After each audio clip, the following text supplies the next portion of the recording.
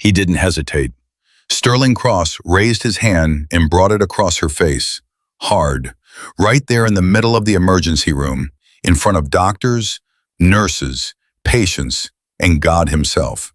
The crack of the slap echoed off the tile walls like a gunshot. Every head turned, every breath stopped. And Nurse Jenna Reid didn't scream. She didn't cry. She didn't even step back. She just stood there, one hand slowly rising to her cheek, her dark eyes locking onto his with a calm so absolute it was terrifying. Sterling Cross had no idea what he had just done, not even a little. But in exactly 24 hours, 3 United States Marine Corps generals would walk through those same doors, and his entire world would burn to the ground. Before we go any further, if this is your first time here, please subscribe to our channel and hit that notification bell so you never miss a story. Drop a comment below and tell us what city you're watching from. I want to see how far this story has traveled. Now, let's go back to the beginning. The night had been brutal, even by St. Jude's standards. Seattle in November has a way of driving people to their edges. The rain doesn't just fall, it presses down on you, heavy and relentless, like the sky itself is tired and leaning against everything beneath it. The emergency room at St. Jude's Medical Center had been packed since 6 in the evening, with the usual parade of broken bones, chest pains, and the kinds of quiet desperation that never make the news. Jenna Reid had been on her feet for 11 hours straight. Her scrubs carried the ghost of a coffee spill from hour 3, and a smear of something she decided not to identify from hour 7. Her dark hair was pulled back tight, a few strands escaping at her temples, and the circles under her eyes were the honest kind, the kind earned through real work, not borrowed worry. But her hands were steady. They were always steady. That was the thing about Jenna that her colleagues had noticed from her very first week at St. Jude's, 2 years ago. Crises that made newer nurses freeze. The kind where everything happened at once and there was no clean path forward seemed to slow her down rather than speed her up. She became quieter the worse things got. More deliberate, like she was operating on a frequency slightly below panic, somewhere in the deep, still water where most people never learn to breathe. Nobody knew why. Nobody asked.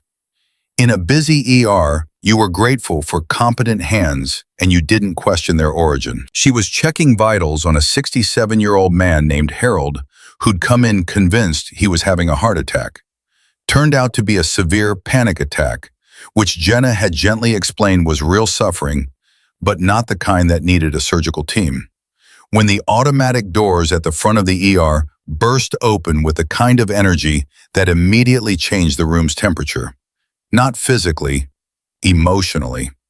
The man who walked in wasn't sick. That was the first thing you noticed. He moved like someone who had never in his adult life been made to wait for anything.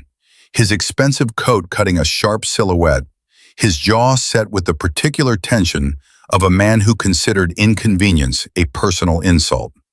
Behind him was a younger man, mid-20s, holding his left arm carefully, his face pale and sweating, clearly in real pain. And behind both of them, a third figure, an assistant of some kind, a woman in her 30s with a tablet and the expression of someone permanently braced for impact. Sterling Cross was 49 years old. The son of old money that had become new power, he had built Titan Global from a mid-sized tech firm into one of the largest private infrastructure corporations in the country.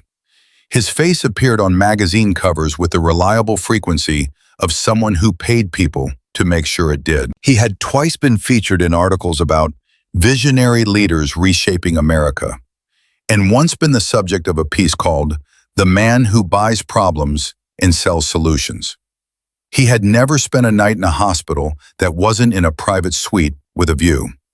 He walked to the front desk and spoke before the triage nurse, Sandra Ochoa, had even fully registered his arrival. "My son needs to be seen immediately," he said, not asked, said. Sandra looked up with the practiced calm of a woman who had seen every variety of human entitlement the human race had produced. "Sir, I'll need to get some information from you and assess." "I don't think you heard me. Sterling placed both hands flat on the counter, leaning forward slightly.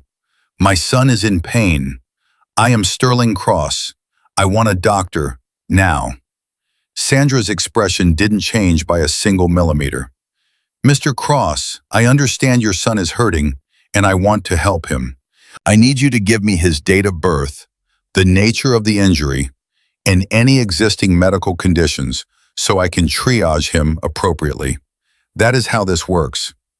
I know how it works, Sterling said, his voice dropping half an octave, the register of a man who was deciding whether to be dangerous. I also know that I have donated $400,000 to this hospital's capital campaign. I know that your chief of medicine, Dr. Alan Voss, has my personal cell phone number. And I know that if I call him right now, whoever made me stand at this counter for 3 minutes will be cleaning bedpans by morning. So let's try again. My son, a doctor, now. The young man behind him, Cade Cross, as it would turn out, Sterling's only child, shifted his weight and winced. Dad, come on, it's fine.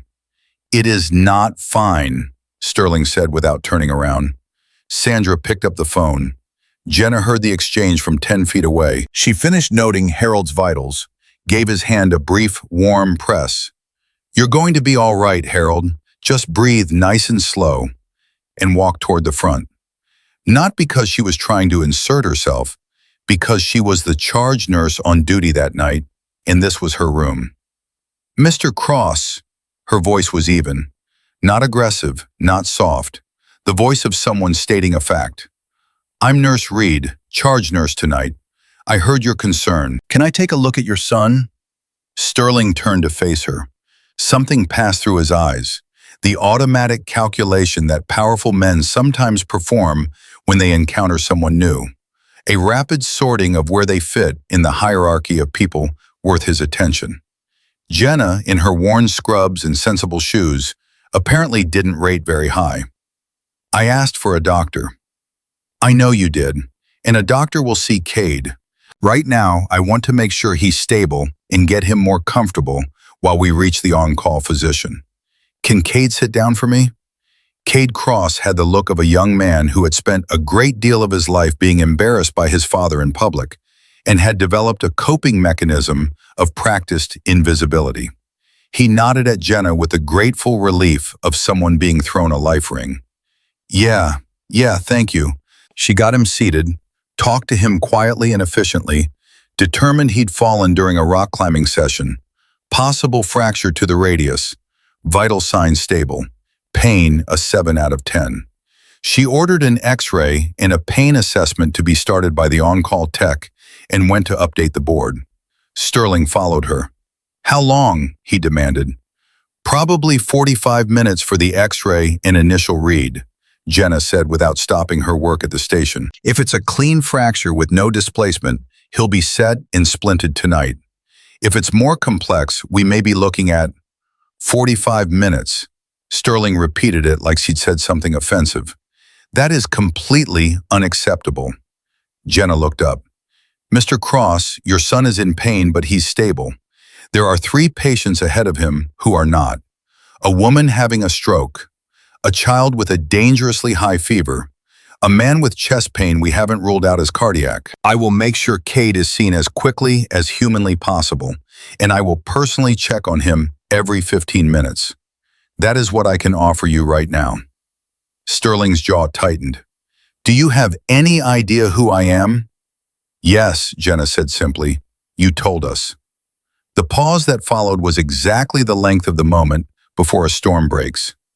Get me your supervisor, Sterling said quietly. I am the supervisor on duty tonight. Then get me someone above you. The hospital administrator on call is Dr. Patricia Morse. I can page her. She will tell you the same thing I have. We triage by medical urgency, not by donor status. Jenna met his eyes steadily. That's not a policy I made, Mr. Cross. That's just medicine. Something ugly moved across Sterling Cross's face then. Something that had nothing to do with his son's arm and everything to do with a man who had spent decades being told yes, always yes, and had lost the muscle memory required to hear no without it feeling like an attack on his very self. He stepped closer. Later, different people in that ER would describe what happened next in slightly different ways. Some said he was reaching for her arm. Some said it was a response to her turning back to her work. Some said it seemed almost automatic, like a reflex, like his hand had done it before, and the rest of him just followed. What they all agreed on was the sound. And what they all agreed on was that Jenna Reid did not flinch. The slap landed against her left cheek with a crack that silenced the entire room. Every machine kept beeping. Every monitor kept scrolling. But every human being in that emergency room, doctors, nurses, patients, visitors, went absolutely still. Jenna's head turned slightly with the force of it. Then it came back. She looked at Sterling Cross with an expression that later, several nurses would struggle to describe. It wasn't fury. It wasn't fear. It was something quieter and somehow much more frightening than either. It was the look of someone doing rapid calculations that had nothing to do with anger. "Sir," her voice was exactly the same as it had been 2 minutes ago. Steady, measured, controlled. "You need to step back." Sterling Cross seemed to realize, a half-second too late, what he'd done. The room's silence pressed against him from all sides. His assistant had her hand over her mouth. Cade had come halfway out of his chair, his injured arm forgotten, his face a mask of mortification. A male nurse named Derek was already moving from across the room, and Sandra Ochoa had her hand on the phone. Sterling started. "Security is going to come," Jenna said. Still quiet, still steady. "And you are going to be asked to leave the building. Your son will continue to receive treatment. That will not change. But you cannot be here right now." She touched her cheek once, very briefly, with 2 fingers. Not in the way of someone in pain, more the way a person might check the time on a watch. A brief, practical acknowledgement of information. Then she turned and walked toward the staff corridor. Behind her, Derek arrived with 2 security guards who had been alerted by Sandra's call 30 seconds earlier. The scene that followed, Sterling's protests, the security team's firm and professional handling of the situation, Cade's anguished apologies on his father's behalf. Jenna did not witness any of it. She pushed through the door to the staff hallway and walked, with the same deliberate, unhurried pace she always used, to the small break room at the end. She poured herself a cup of coffee. She sat down, and then she took out a phone that no one on the St. Jude staff had ever seen her use. A plain black phone, the kind with no case, the kind that doesn't get left on break room tables or accidentally left in scrubs' pockets. And she dialed a number from memory. It rang once. "Reid." The voice on the other end was male, older, gravel rough. "This is Ghost Niner," Jenna said quietly. "I need to register a code black, personal, civilian incident, date and timestamp for record. Seattle, St. Jude's Medical Center. I was struck by a civilian in the course of duty. No injury beyond superficial, no threat to life. But," she paused for just a moment, the briefest pause, "it needs to be known." There was a silence on the other end. Not the silence of confusion, the silence of someone absorbing something and immediately understanding its weight. "Understood, Ghost Niner." A beat. "Are you secure?" "Completely." "Do you require immediate response?" Jenna looked at her coffee cup. "Negative, standard protocol." "Confirmed, code black registered. Stand by for verification chain." She hung up. She drank her coffee. She sat in the quiet of the break room for exactly 4 minutes. She always knew exactly how long she'd been sitting, a habit from a previous life. And then she stood up, straightened her scrubs, and walked back out to her patients. Harold needed his discharge paperwork explained. There was a teenage girl in Base 7 who'd come in with an asthma attack and was scared. There was a new admission coming up from triage, elderly male, suspected fall injury, possible head trauma. Jenna Reid went back to work. In the main ER, she passed Cade Cross, sitting alone in the waiting area, his father apparently having been escorted out. Cade looked up when he saw her and stood halfway from his chair, almost automatic, the guilt on his face so raw it was painful to witness. "Nurse Reid, I don't know what to say. What he did, there's no excuse. I'm so sorry, I am so sorry." Jenna stopped. She looked at the young man, truly looked at him, in the way she had of making people feel genuinely seen, which was a skill she'd learned in places this young man probably couldn't imagine. His eyes were red at the rims. The arm he'd injured was cradled against his chest. He looked, in that moment, like what he was, a 24-year-old kid who had been dragged here by a father he loved and could not control, watching in horror as that father did something unforgivable, carrying the weight of it on top of the physical pain he'd come in with. "Cade," she said, "that is not yours to carry. None of what your father does is yours to carry, okay?" She paused. "How's the pain?" He blinked. 7, maybe? 6.5. The tech is going to take you for your x-ray in about 10 minutes. I'll make sure you have something for the pain before you go. You're going to be fine." She held his eyes for a moment longer. "You are going to be fine." He nodded, and something in his expression shifted. Not relief exactly, but something loosening, like a knot being worked at with patient hands. Jenna moved on. 3 hours later, at nearly 2 in the morning, the ER finally began to exhale. The stroke patient was stabilized. The little girl with the fever was responding. The chest pain case had been admitted to cardiology for monitoring. Cade Cross had a hairline fracture of the distal radius, a temporary splint, a prescription, and instructions for follow-up with an orthopedic surgeon, all delivered by Dr. Marcus Webb with Jenna's thorough handoff notes waiting for him when he arrived. Sterling Cross himself never came back into the building that night. The security incident report had been filed. The hospital's patient liaison had been notified. Dr. Morse, the administrator on call, had been paged and had arrived at midnight, spending 20 minutes with Jenna in her office. A quiet, serious conversation that Jenna answered in short, honest sentences, and that ended with Dr. Morse saying, with careful precision, "I want you to know that what happened tonight is completely unacceptable, and this hospital will take every appropriate step." Jenna had nodded and said, "I know you will." What she had not said, "Don't worry about it," because she wasn't worried. That was the most disorienting thing about her response, the thing that Sandra Ochoa would describe to her husband at breakfast the next morning, the thing that Derek would still be thinking about days later. Jenna Reid was not worried, not even a little. At 2:15, during a rare 15-minute window of relative calm, Sandra found Jenna at the medication station and stood beside her quietly for a moment. "You okay?" Sandra asked finally. "Yes. What he did..." "I know." Sandra looked at her. Really looked. "Jenna, you didn't shake. Most people, if someone hit them like that, they'd be..." "Sandra," Jenna said it gently, "I'm okay, I promise. Are you going to press charges?" Jenna was quiet for a moment, checking a medication label with the careful attention she gave everything. "Things are being handled," she said finally. Sandra frowned. "What does that mean?" "It means things are being handled." Jenna looked up and offered Sandra the small, real smile that her colleagues had learned to trust because it was never performed.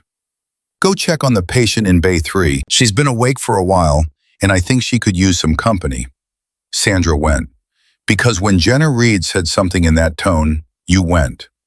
What none of them knew, not Sandra, not Derek, not Dr. Morse, not the security guards who had filed the incident report, not the hospital administrator who was already drafting a letter to Sterling Cross's office, was what was already in motion. The code black call that Jenna had made from the break room had done what such calls always do in the world she had once inhabited. It moved fast and it moved quietly, through channels that most people don't know exist, touching people who operate well below the level of public noise. Names were checked.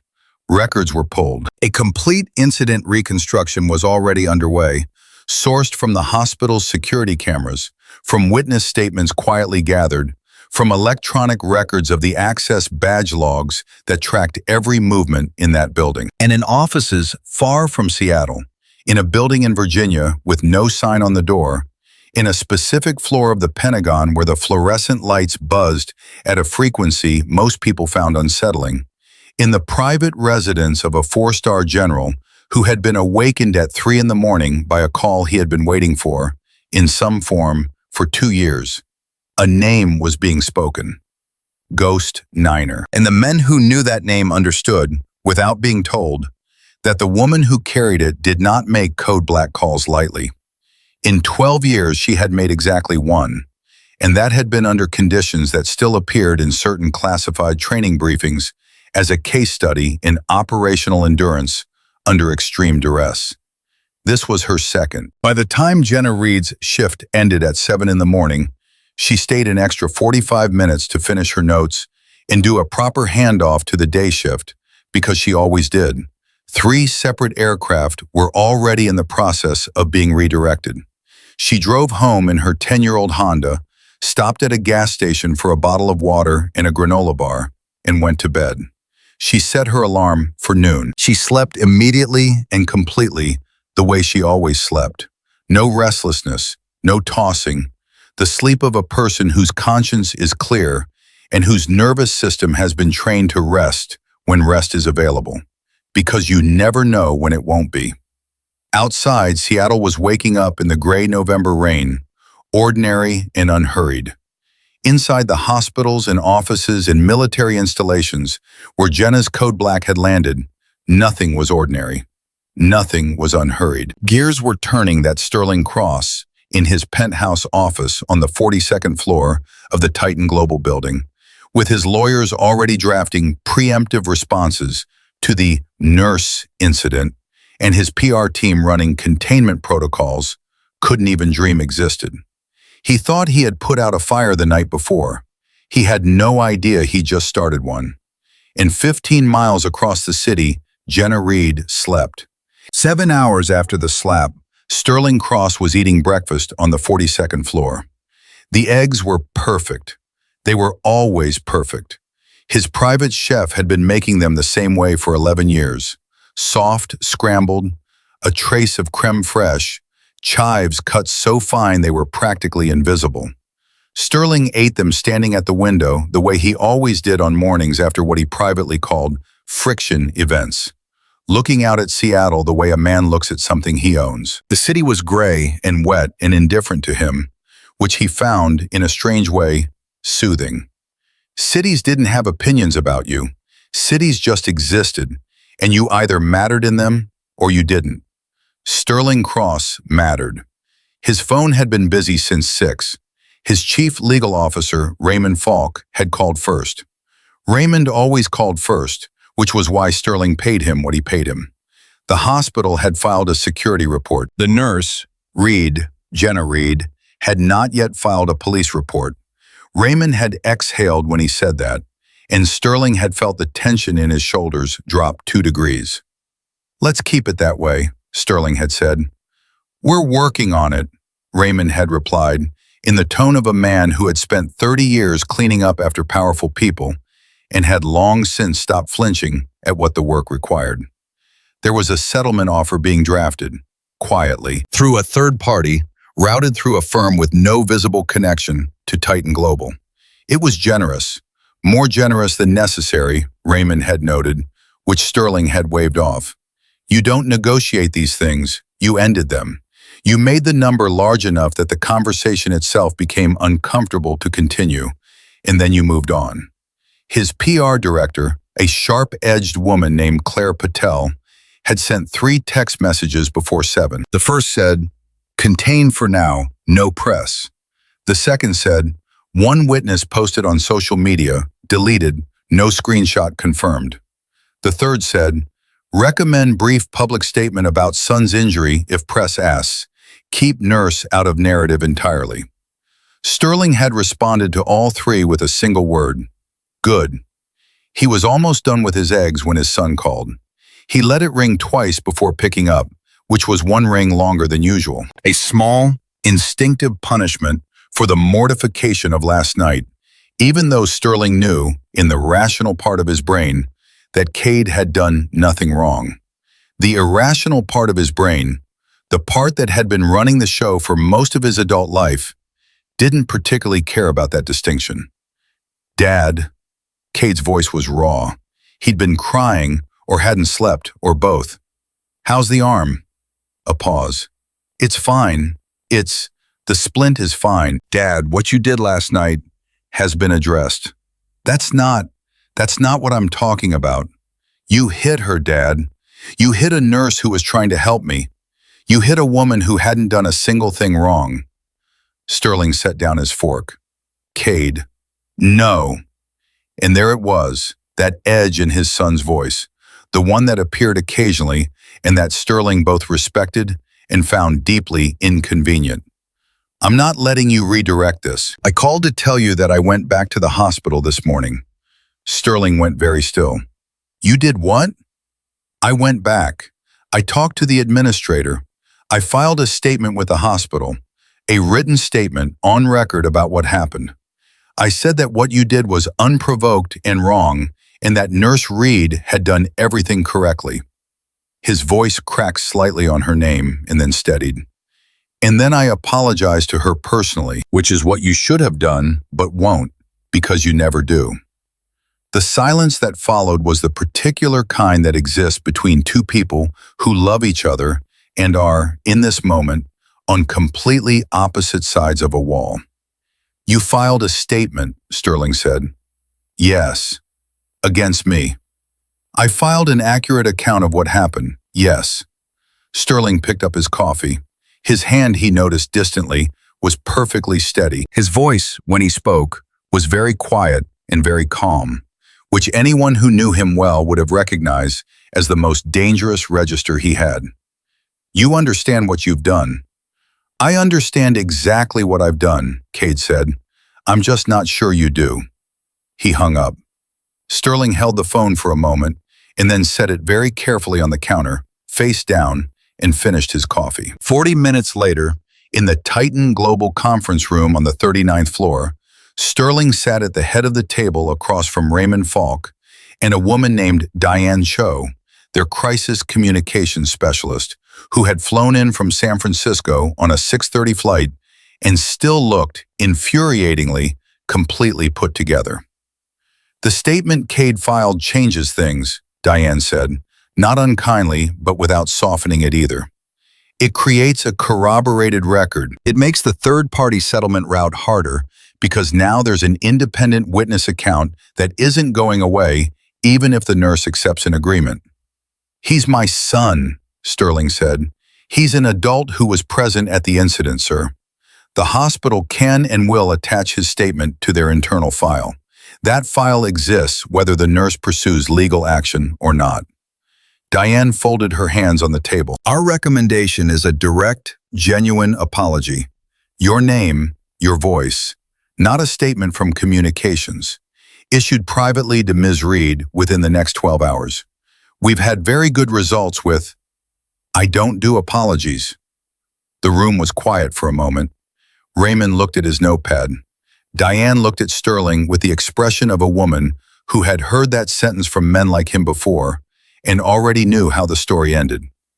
"Mr. Cross," she said, "in my experience, the men who don't do apologies are very often the men who end up having no choice in the matter." Sterling looked at her. Find another approach. Across town at that exact moment, Jenna Reid was standing in her kitchen making tea. She had slept exactly as she'd intended, clean, immediate, complete, and woken at noon feeling the way she always felt after a difficult shift, wrung out in the body but clear in the head. Her apartment was small and deliberate, the kind of space that reflected someone who had learned, in circumstances she didn't discuss, that you owned what mattered and you didn't carry weight that wasn't yours to carry. Her cheek was bruised. Not dramatically, she'd had far worse and she knew it, but visibly, a purplish-yellow shadow across the left side of her face that she had examined in the bathroom mirror with the same clinical detachment she would have brought to assessing a patient's injury. Soft tissue contusion. Superficial, no structural damage. Ice, time, done. She was on her second cup of tea when her personal cell rang. The regular one, not the black phone. Dr. Patricia Morse, the administrator.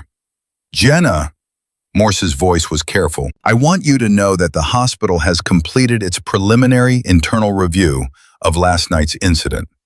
The report is unambiguous. You acted entirely within protocol. You were assaulted without provocation, and the hospital's position is fully supportive of you. Thank you, Patricia. We've also received a personal written statement from Cade Cross, Sterling's son, corroborating everything. A pause. Jenna, we are prepared to support you completely in whatever you decide to pursue. Jenna wrapped both hands around her mug. I know you are. Have you thought about what you want to do? Things are already in motion, Jenna said. That's all I can tell you right now. Another pause, longer this time. What does that mean exactly? It means you don't need to worry about it, Jenna said. Take care of your staff, Patricia. That's what you can do. Make sure this kind of thing doesn't happen to the next nurse who works that desk. She could hear Morse processing that, the strange sensation of being gently redirected by the person who should, by every reasonable measure, be the one needing guidance. All right, Morse said finally, with something in her voice that was almost wonder. All right, Jenna. After she hung up, Jenna stood at the window for a long moment, looking at nothing in particular. Then she picked up the black phone. There was already a message, 2 words. Chain verified. She closed the phone and put it back in its place. In a manner of speaking, the fuse had already been lit. She didn't need to do anything else. That was the thing that people like Sterling Cross could never quite grasp about the world that Jenna Reid moved through. A world that had nothing to do with money or press releases or crisis communications teams. In that world, once a thing was set in motion, it moved whether you watched it or not. You didn't have to keep pushing. You just had to have done the right thing at the right time, and then you trusted the people who trusted you. She trusted them completely. The first call Sterling Cross received that genuinely alarmed him came at 2:17 in the afternoon. It was from Gerald Hatch, the chairman of Titan Global's board of directors, a 71-year-old former senator from Connecticut who had the measured voice of someone who had spent decades making very bad news sound like a weather report. Sterling, he said, I need you in the building, not tomorrow, now. Sterling was already at the building. He said so. Then come up to 44, Gerald said, the board's floor, and come alone. When Sterling stepped off the elevator onto the 44th floor, Gerald was waiting for him in the small anteroom outside the boardroom, which was unusual. Gerald didn't wait for people. People waited for Gerald. Walk with me, Gerald said. They walked. Gerald didn't speak for a long moment, which was a technique Sterling had seen him use before, and which he had always privately admired. Silence as pressure. Silence as information. The fact that Gerald was doing it to him now made Sterling's jaw tighten. The nurse, Gerald said finally, is being handled. Is she? It wasn't a question. Raymond has... I'm not talking about Raymond. Gerald stopped walking and turned to face him. His eyes, behind steel-rimmed glasses, were precise and unhurried. I got a call this morning, Sterling. From Washington. Sterling blinked. Once. From Washington. From a man I have known for 30 years who has never, in all of that time, called me about anything personal. He called me this morning. Gerald folded his hands in front of him. He wanted to know if I was aware of an incident at St. Jude's Medical Center last night involving one of our executives. I told him I was aware. He told me, and I want you to hear these words exactly as he said them. He told me that I should encourage that executive to make immediate and sincere amends, and that the matter had drawn attention at a level that I would, in his words, find unexpected. Sterling stared at him. What level? Gerald looked at him for a long, flat moment. He couldn't say, or wouldn't. which in my experience with this man means the same thing. He paused. Sterling, who is this nurse? She's a nurse, Sterling said, and heard, even as he said it, how thin it sounded. Who is she? Gerald asked again. Sterling had no answer. He still didn't have one 2 hours later, when Raymond Falk appeared in his office doorway with a look on his face that Sterling had never seen before. Raymond Falk was a man with a legal mind engineered for pressure, a man who had navigated Sterling through SEC inquiries and hostile takeover attempts, and one genuinely terrifying regulatory investigation that had lasted 14 months. Raymond did not have expressions that Sterling couldn't read. He had one now. Raymond came in and closed the door. He sat down across from Sterling's desk, set his leather portfolio on his knees, and looked at his employer with the expression of a man who was about to deliver something he had spent the drive up from his office trying to find a better way to frame and had failed. I ran a background check on Jenna Reid, Raymond said. Sterling leaned forward slightly. And? Standard procedure. I wanted to know what we were dealing with. The firm we use has top-tier access. Commercial databases, public records, the works. Raymond paused. She came back clean on every consumer-level database.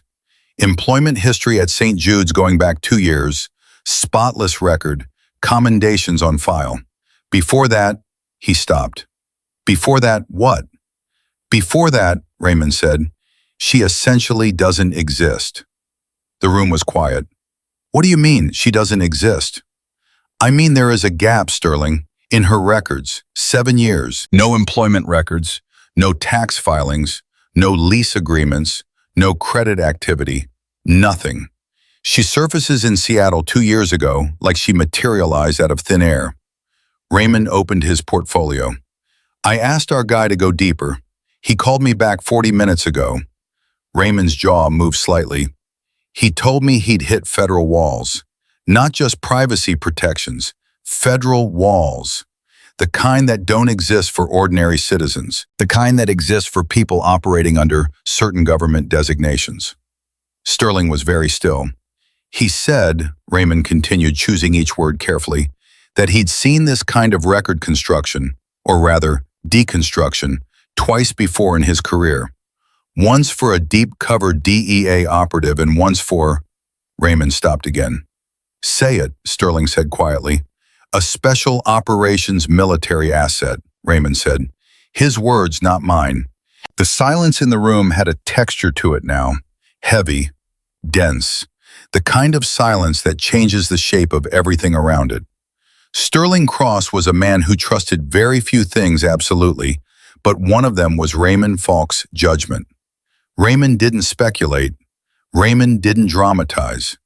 If Raymond Falk sat across from you and said something quietly, with his portfolio on his knees and no preamble, it was because he was as certain as the law allowed him to be. She's military, Sterling said. She was, Raymond said. Whatever she was, she was. The question is what that means for... Sterling's desk phone rang. He looked at the display, the main switchboard.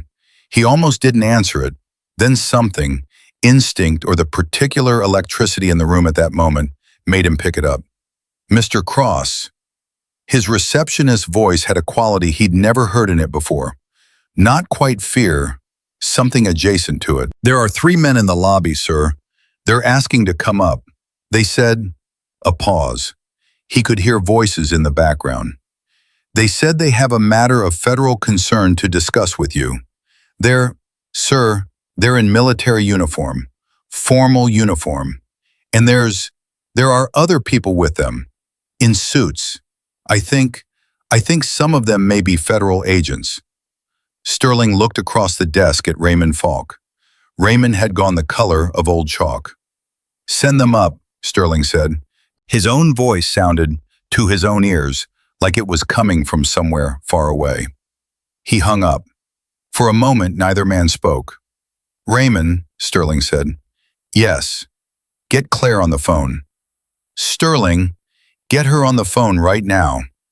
Raymond was already dialing, and Sterling Cross, for the first time in longer than he could clearly remember, felt the specific, nauseating sensation of standing on ground that was no longer solid beneath him. Everything he knew about power, about how it worked, who held it, how it was maintained, was being quietly, methodically rearranged by a force he hadn't seen coming and couldn't yet fully see.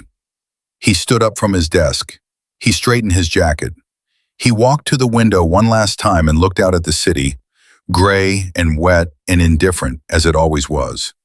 And then the elevator doors at the end of the hall opened, and everything changed. 3 men stepped out, and the entire floor, the assistants, the junior executives who happened to be visible through the glass partitions, the receptionist at the end of the hall, went absolutely silent.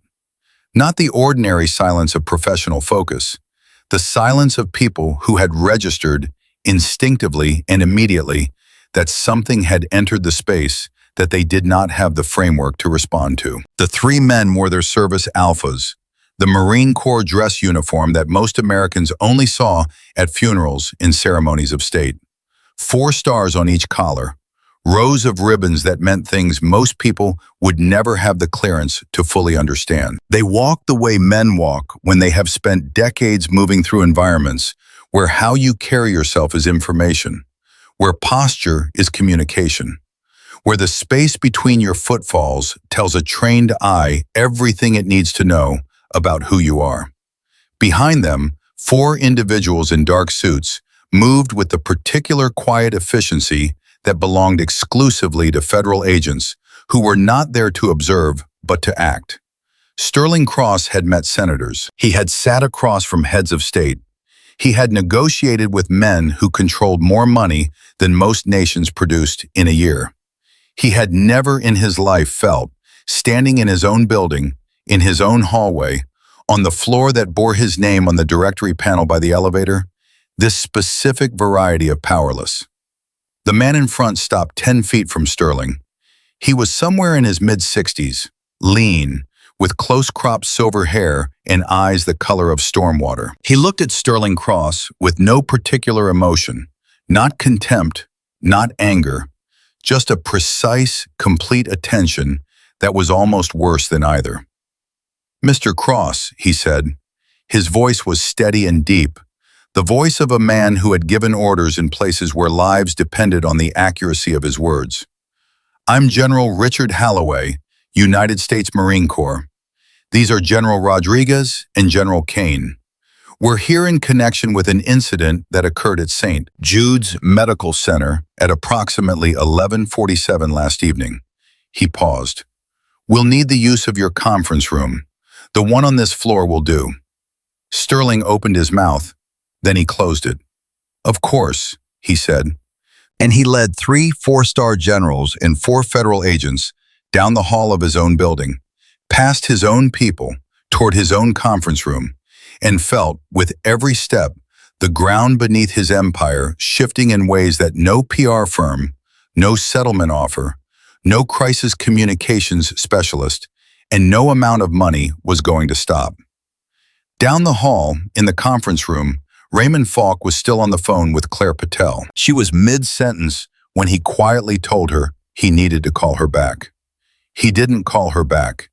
He sat very still and listened to the sound of footsteps moving past the closed door, counted them without meaning to, 8 sets, 9 sets, and then sat in the silence they left behind and understood, with the clarity of a man whose entire career had been built on reading rooms correctly, that the world Sterling Cross had inhabited 24 hours ago no longer existed. It had ended with the sound of a hand across a woman's face, and she had known it would. From the moment she'd made that quiet phone call in the break room, with her coffee going cold on the table beside her, she had known exactly what was coming. Not with satisfaction, not with anger, just with the calm, complete knowledge of someone who understood, better than most, how certain things worked, and who had waited and returned to her patience and let the machinery turn. 15 miles away, Jenna Reid's phone buzzed once. She looked at the message on the black phone. "Arrival confirmed. Phase 2. She set the phone down, picked up her tea. It had gone lukewarm while she wasn't paying attention, which was unlike her.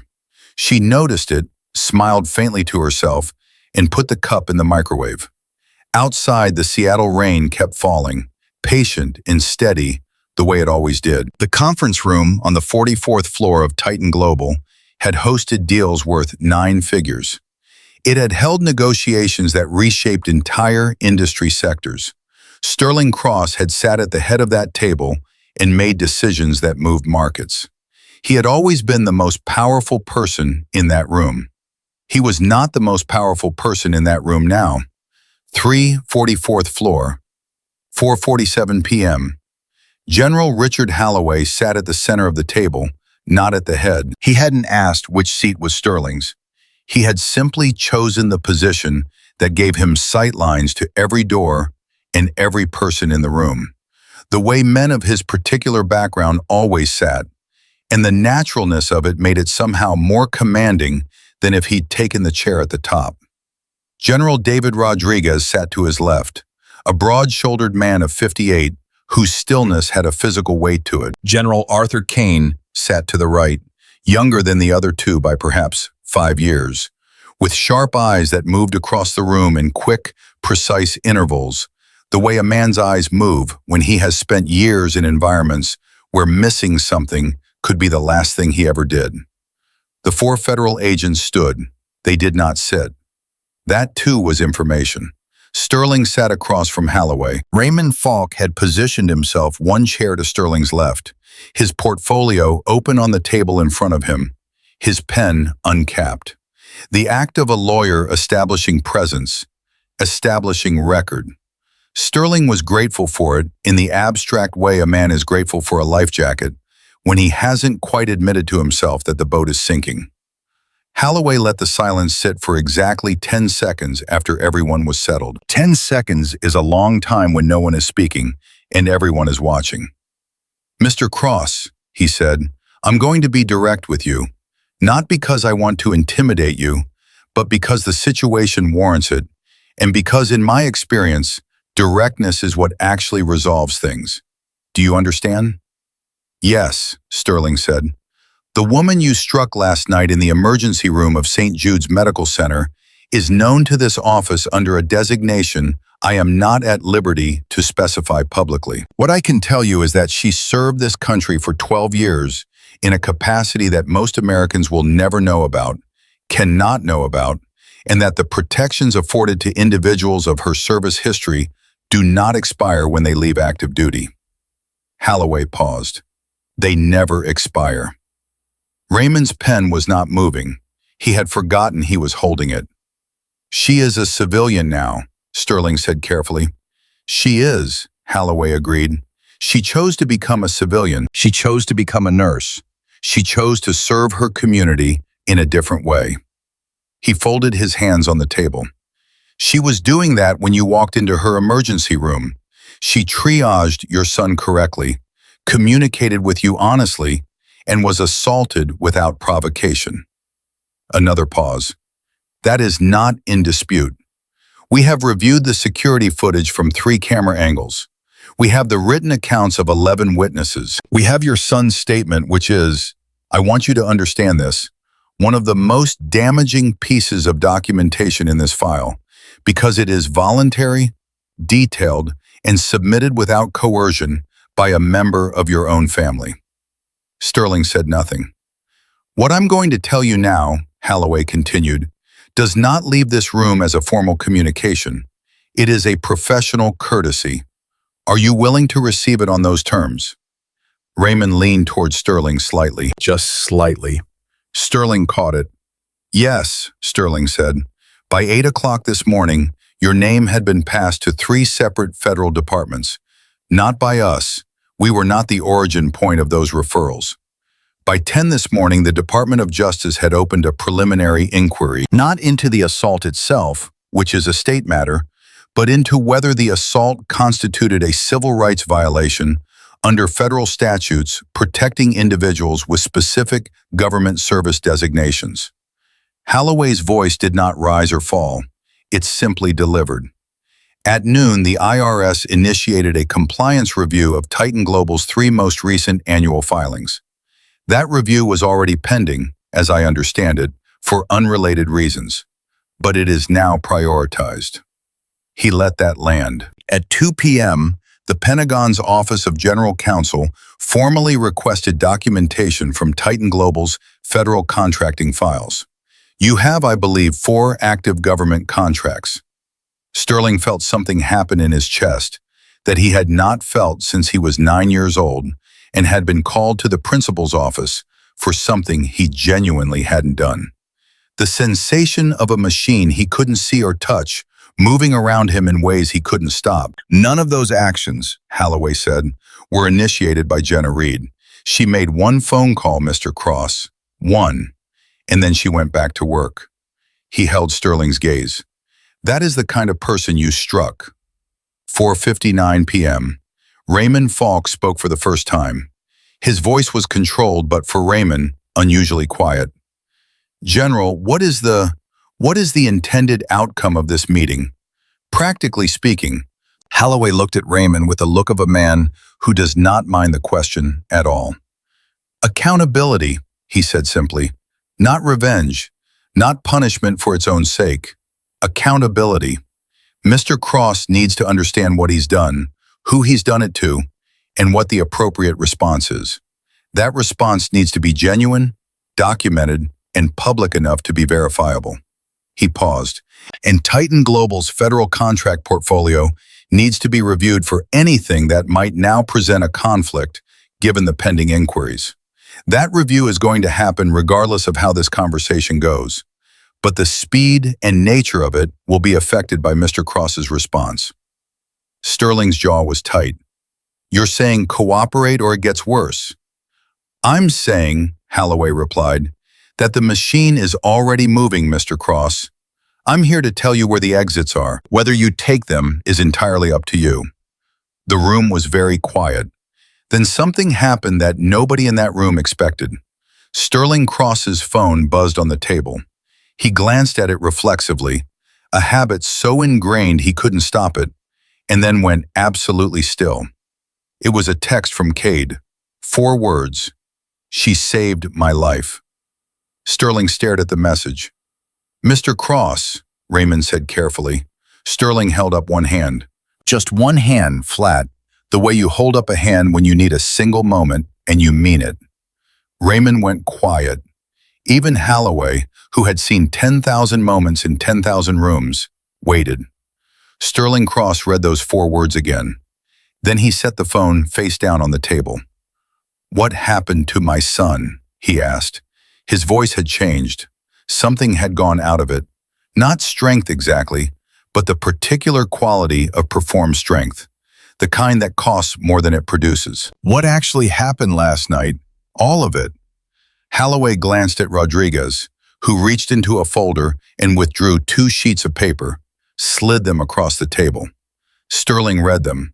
What he hadn't known, what no one had told him because no one had thought to tell him, or because in the chaos of his own reactions, there had been no space for him to ask, was that Cade's vital signs on arrival had been more concerning than the arm. A secondary assessment initiated by Jenna while he was still in the waiting area had flagged an irregular reading that the pain and adrenaline had masked.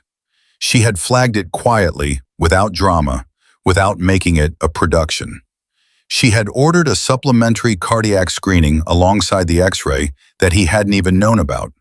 The screening had found a minor arrhythmia, existing, likely undiagnosed, exacerbated by the physical stress of the fall. Nothing immediately life-threatening, but the kind of thing that, untreated and undiscovered, had a way of waiting for the worst possible moment. Jenna Reid had found it.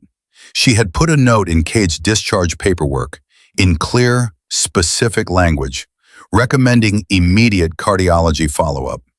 She had personally flagged the on-call cardiologist that night, who had added his own notation. When Cade had been discharged, the night shift nurse had made sure he understood the follow-up instructions specifically related to that finding. All of this Jenna Reid had done after she had been struck, after her cheek was still red from his hand. Sterling Cross sat with that information for a long moment. When he looked up, his face was different. Not soft. Sterling Cross did not do soft. It wasn't in his architecture. But something had shifted behind his eyes. Something that looked, for the first time in a very long time, like a man seeing himself from the outside. "I need to speak with her," he said. Holloway looked at him carefully. "That's not something we can arrange." "I understand that. I'm not asking you to arrange it."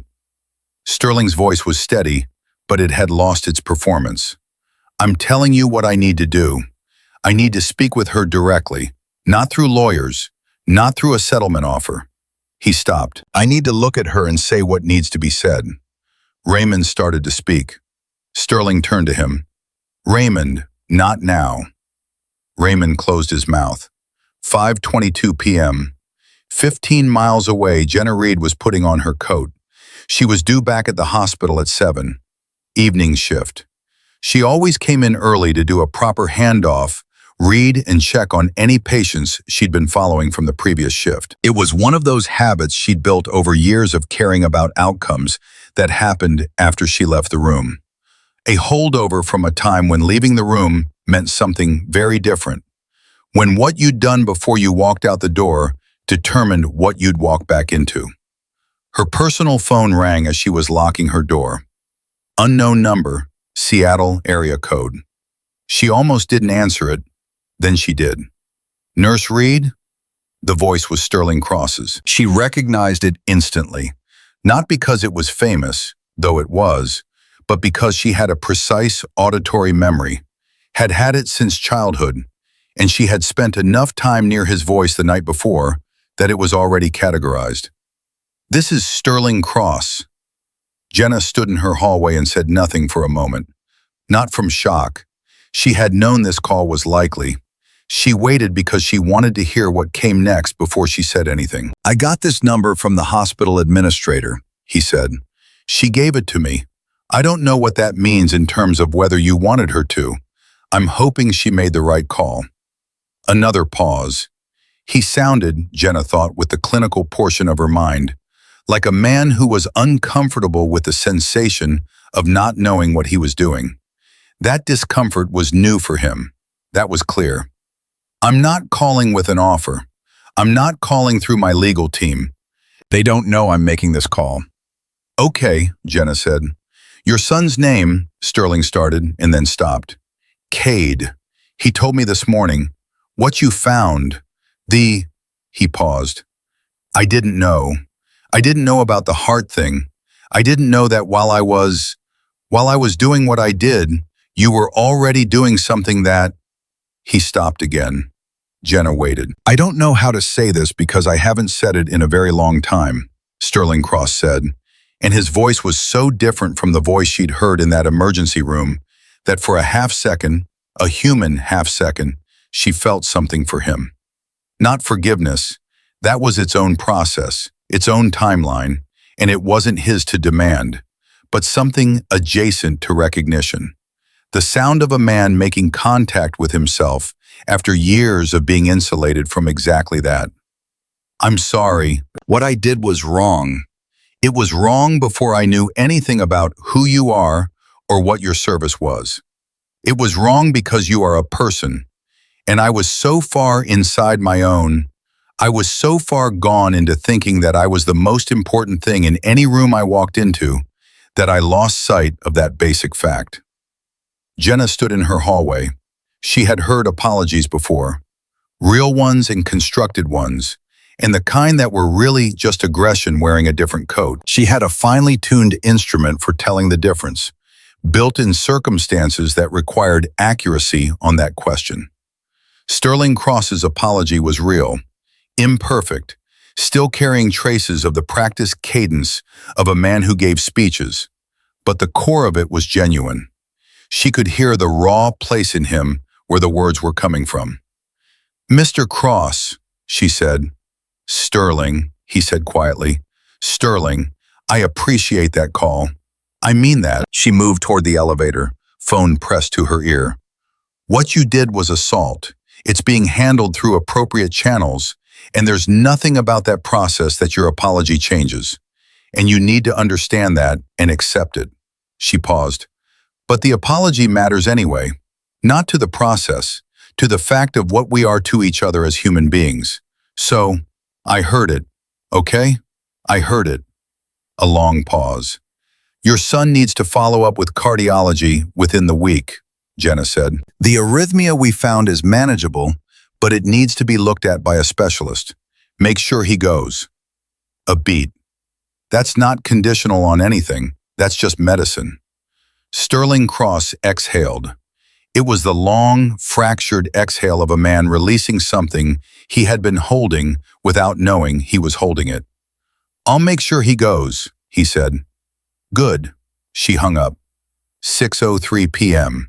The elevator doors opened at the Titan Global lobby at the same moment they were opening at Street. Jude's staff entrance, where Sandra Ochoa was arriving for her shift, and immediately noticed that the ER floor was carrying a different energy than it usually did at 6 in the evening. People were standing in small groups in the way people stand when something has happened and is still happening. When the information is moving through a space faster than the space can quite absorb it. What's going on? Sandra asked Derek, who was near the locker area looking at his phone with an expression Sandra couldn't read. Derek looked up. He turned his phone around. It was a news alert, a brief, sparse item from the Seattle Business Press, the kind that goes up before all the facts are confirmed, sourced from what appeared to be a leak at a very high level. Titan Global CEO Sterling Cross under federal investigation. Pentagon confirms contract review, sources say. Sandra read it twice. She looked at Derek. Is this about last night? Derek said. Yeah, I think so. He pocketed his phone. I don't know exactly what Jenna is, Sandra. I don't know what she did before, but whatever it was, he shook his head slowly, not in fear but in something that was close to awe. She made one phone call. The break room door opened and Jenna Reid walked in, coat still on, bag over her shoulder, 20 minutes early as always. She stopped briefly when she saw Sandra and Derek's faces. You both look like you've seen something, she said. There's news, Sandra said carefully. About Cross. Jenna set her bag down, began unwrapping her coat. I know. Jenna, Sandra took a step toward her. She had known Jenna Reid for 2 years. She had worked alongside her through nights that would have broken most people. She had seen her be kind and efficient and immovable, and occasionally, rarely, funny. She had never felt, until this moment, that she was seeing only the surface of someone. Who are you? Jenna folded her coat over her arm. She looked at Sandra, really looked at her, in that full, present way that made you feel seen down to your foundation. And she smiled. Not the small, professional smile she kept ready for difficult moments. Something more real, more tired and more real. I'm your charge nurse, Jenna said, and I'm 40 minutes early, so let's get to work. She walked out to the floor. Sandra watched her go. Derek exhaled slowly. I think I'm going to stop asking questions, he said. Yeah, Sandra agreed. I think that's right. 7:14 p.m. Titan Global, 44th floor. The 3 generals had been gone for an hour. What remained in the conference room was Sterling Cross, Raymond Falk, and the particular stillness of a space where something irreversible had been decided. Raymond had spent the time since the general's departure on the phone in short, rapid succession. Legal team, communications team, the board liaison. He came back to the table, sat down, and looked at his employer with a careful honesty that was the closest Raymond Falk ever got to compassion. The DOJ inquiry is real, Raymond said. The IRS review is real. The contract audit is real. All 3 are moving simultaneously, which means whoever coordinated this had significant leverage in multiple federal departments. He paused. Sterling, this is not containable in the normal way. This is not a PR problem. This is not a legal problem I can manage with the right strategy. This is, he searched for the word, structural. Sterling was looking at the table. I know. Gerald is calling an emergency board session for tomorrow morning. Sterling nodded. He had expected that. He had, in some place beneath the part of him that reacted and the part that calculated, expected all of this. Not this specific form, but something like it. Some version of consequence finding him eventually, because men like him accumulated consequences the way ships accumulated rust. Gradually, invisibly, until one day the structure failed and you realized it had been failing for a long time. Raymond, Sterling said, the federal contracts, go through every one, find anything that shouldn't be there. Find it before they do. Raymond stared at him. This was not, in his experience, what Sterling Cross said in moments of pressure. Sterling Cross, in moments of pressure, said, find a way to make it disappear. Find who I can call. Find the angle. He did not say, find what I did wrong. Okay, Raymond said, and get a cardiologist on the phone. My son has an appointment that needs to be made. He stood up. Tonight, Raymond, not tomorrow. Raymond wrote it down. Sterling Cross walked to the window one more time, not because it was his habit or because it gave him power, but because he needed a moment to be looking at something other than the walls that his own choices had built around him. Outside, Seattle was dark now. The city lights scattered across the wet streets like something broken and beautiful at the same time. He thought about a woman standing in an emergency room with his handprint on her face, going back to work, going back to her patients. Not because she had to, because it was what she did, because it was who she was. He had called her a servant in his own mind, without saying it out loud, which was the most honest kind of contempt, the kind you don't dress up because you're not performing it for anyone, it's just what you think. And she had been, while he was thinking that, in the process of saving his son's life. He stood at the window for a long time. 8:41 p.m. Street, Jude's Medical Center. Jenna Reid was standing at the medication cart in Bay 4, checking a chart, when her black phone buzzed twice in her pocket. That was the code for read when you can. She finished what she was doing, made sure her patient was settled, and stepped briefly into the hallway. The message had 3 lines. Congressional notification complete. Pentagon confirms protective designation active. Cross-file transferred to DOJ Career Division. And below that, 3 words that were so simple they almost looked like nothing. Well done, Ghost Niner.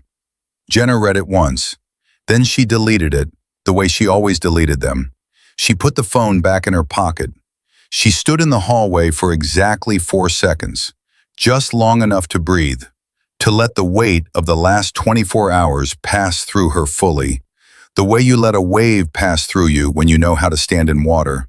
And then she walked back to Bay 4. There was a woman in Bay 9 who'd come in scared and alone, 63 years old, chest tightening, not sure if it was her heart or her grief.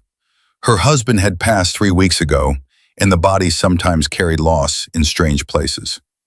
Jenna had read her chart before the shift started. She made a note to go to Bay 9 next.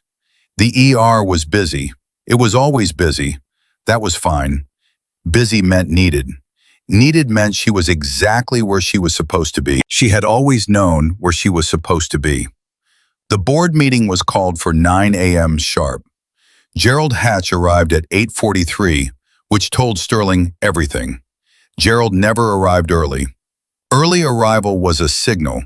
It meant Gerald had already done the work of the meeting before the meeting started, had already counted votes, had already spoken to the people who needed to be spoken to in the particular private language of men who make large decisions in small rooms. When Gerald arrived 16 minutes early and went directly to the boardroom without stopping at the reception desk, without coffee, without the small social rituals that Gerald Hatch normally performed with the precision of a man who understood that those rituals were themselves power, that meant the votes were already there, and Gerald was simply waiting for Sterling to walk into the room so the formality could begin. 8:51 a.m.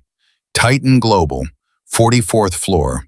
Sterling knew this. He had built enough of his own machinery over enough years to be able to read it when it ran against him. He sat in his office for 9 minutes, and he did not call Raymond, who was already in the boardroom. He did not call Claire, who had sent 4 messages since 6 a.m. that he had not answered. He did not call his attorney at the downtown firm, though that call was coming, and both of them knew it. He called Cade. It rang 3 times, which was unusual. Cade always picked up on the first ring for his father, a habit so ingrained it was almost a reflex, born from a childhood spent learning that Sterling Cross's calls were not optional.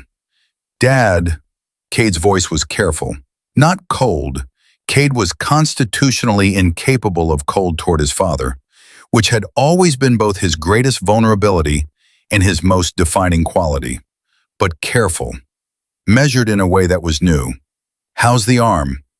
"Dad." "Cade, how is the arm?" A pause. "Sore. The cardiologist appointment is at 2. "You didn't have to. Raymond told me you asked him to set it up last night." "You didn't have to do that." "Yes, I did," Sterling said simply. Another pause, longer. "The board meeting is in 9 minutes, Sterling said. "I know."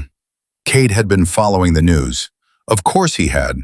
The business press had been running the story since the previous evening, and by morning it had jumped from the business pages into the main feeds. "Dad, what's going to happen?" Sterling looked at his desk. At the clean surface of it, the things arranged in the order he'd always arranged them, the small ecosystem of a life built with relentless intention over decades. "They're going to ask me to step down," he said. Silence. "Temporarily," Sterling added, "while the investigations run.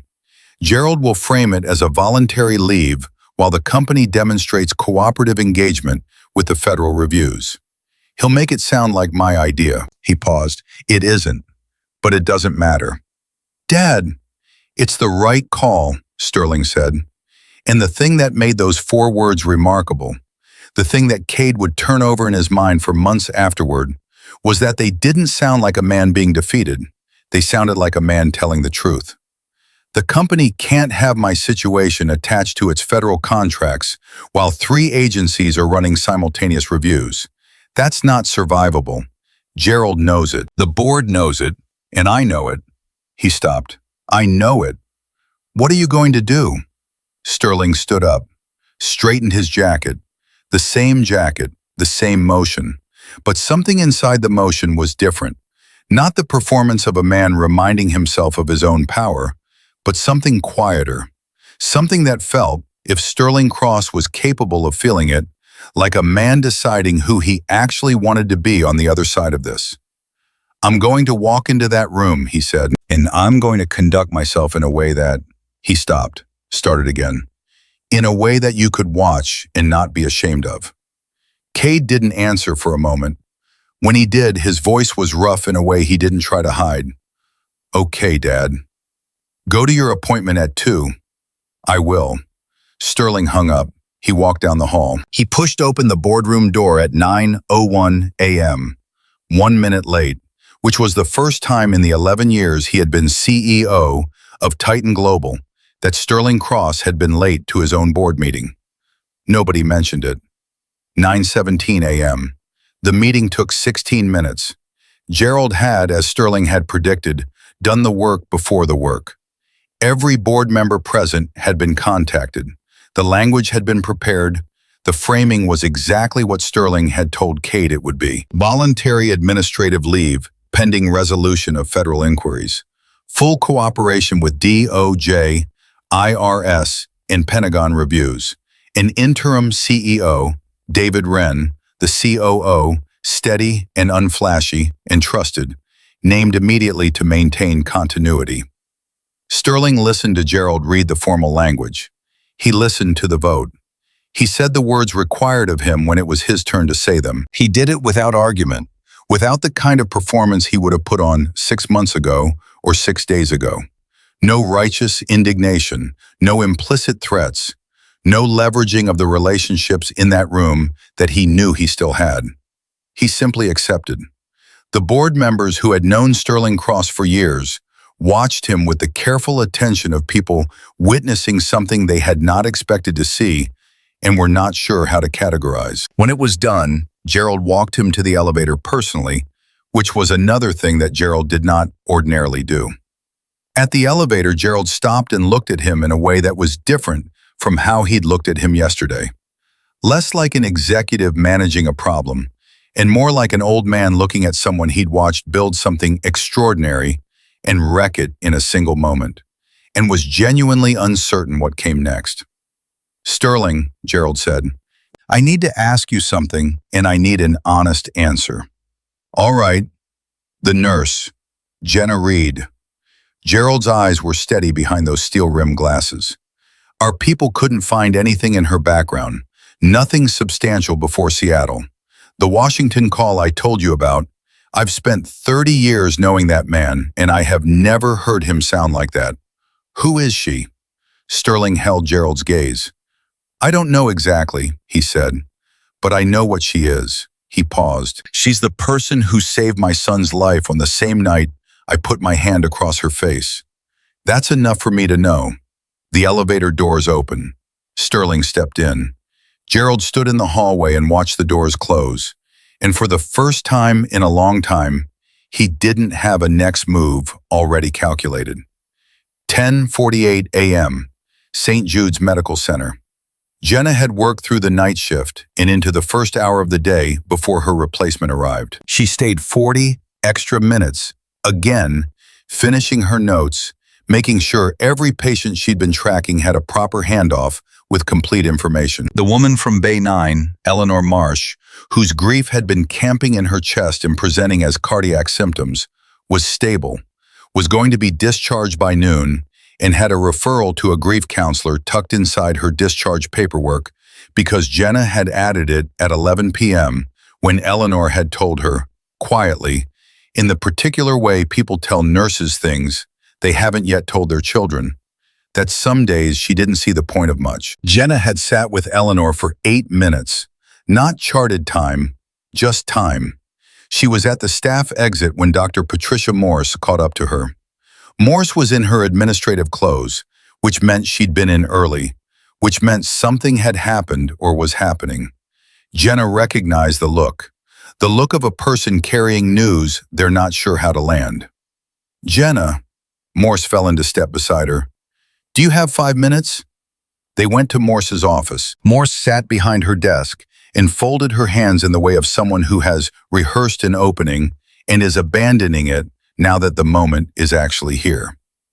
"The news about Cross," she said. "It's everywhere this morning. The business feeds, the local news, 3 federal inquiries, the board asking for his temporary removal." She paused. "People here know it's connected to what happened to you. There are already 2 journalists who've called the press office asking for a comment." "What did you tell them?" Jenna asked. "That we don't comment on personnel matters, and that any questions about Mr. Cross should be directed to his own communications team." Morse paused. "Jenna, people are talking about you differently. Not badly, quite the opposite. But there are questions about your background, about that phone call you made from the break room, which apparently Sandra mentioned to someone who mentioned it to someone else." She stopped. "I've been asked by people above my own position to ask you whether you need any additional support or security at this time." Jenna looked at Morse. She liked Morse, had liked her from the first interview, had appreciated her directness and her genuine commitment to her staff, the way she showed up when things were hard. "Patricia, the security question is already handled by people better equipped for it than a hospital administration. You don't need to worry about that." She paused. "As for the journalists, don't let them into the building. What happened to me is part of a legal and federal process, and I won't be commenting publicly.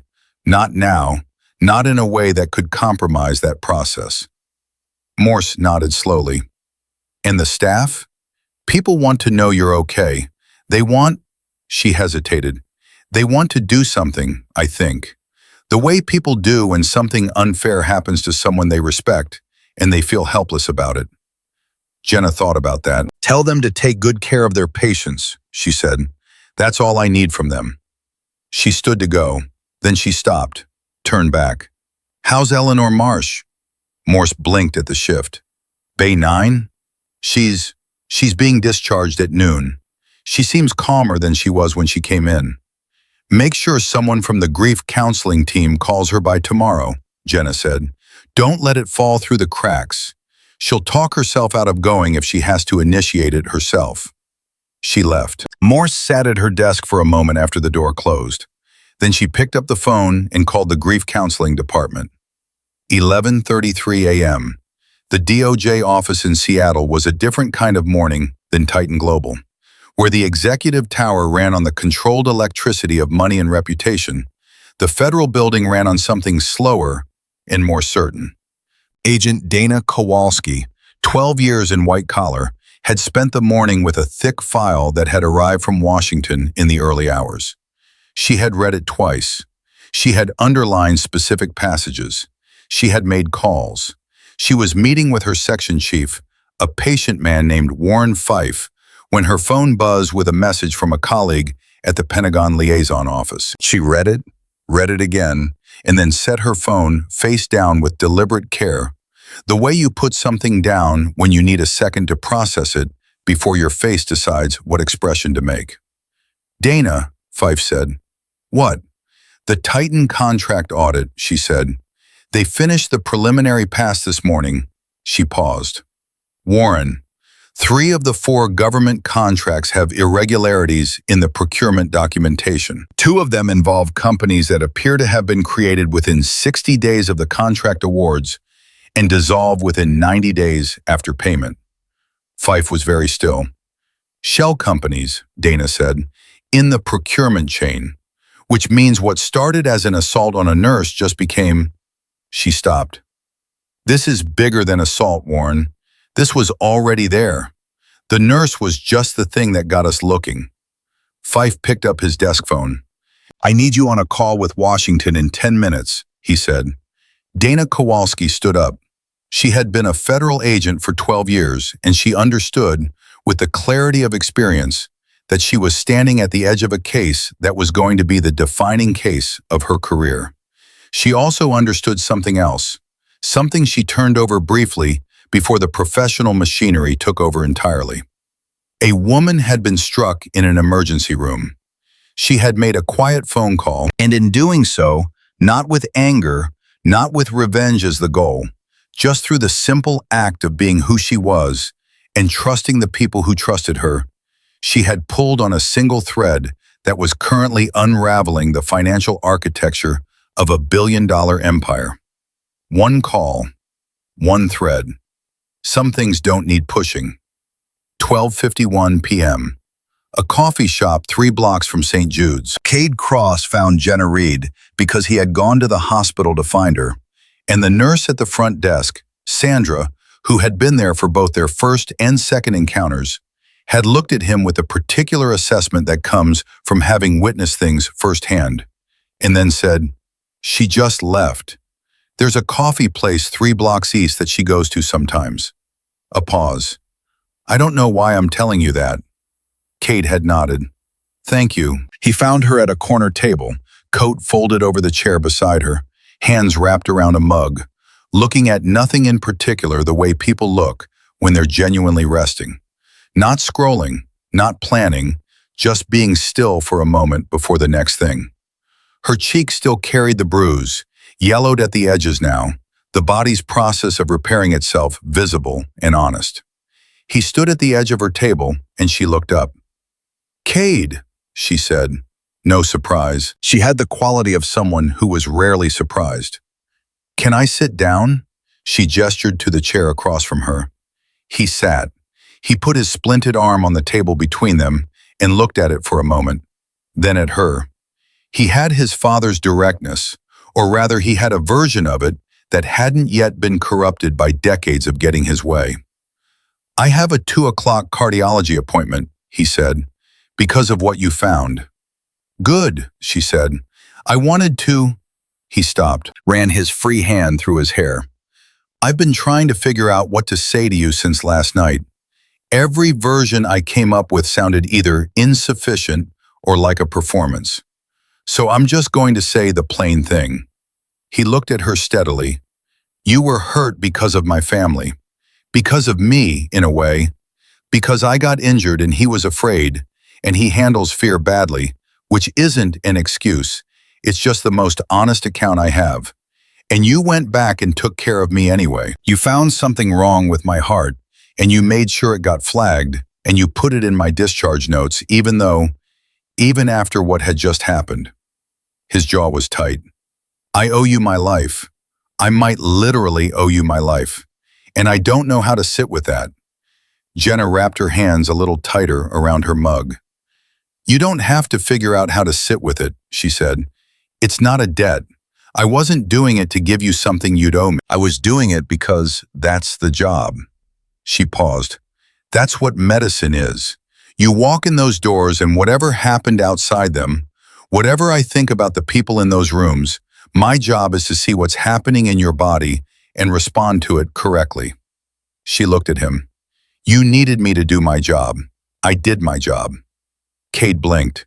Something in his face loosened, the way faces loosen when they've been holding a shape for a long time and are finally allowed to let it go. He exhaled slowly. That's an incredible way to live. She smiled at him then, the real one. It's a practice. Some days are better than others. They sat quietly for a moment. The coffee shop was mid-afternoon slow, just the sound of the machine in someone's laptop in the rain, which had been raining all week and seemed to have no intention of stopping. My dad called you, Cade said. He did. Did it land? I mean, was it real? Because sometimes with him It was real, Jenna said simply. Cade nodded. He stared at the table.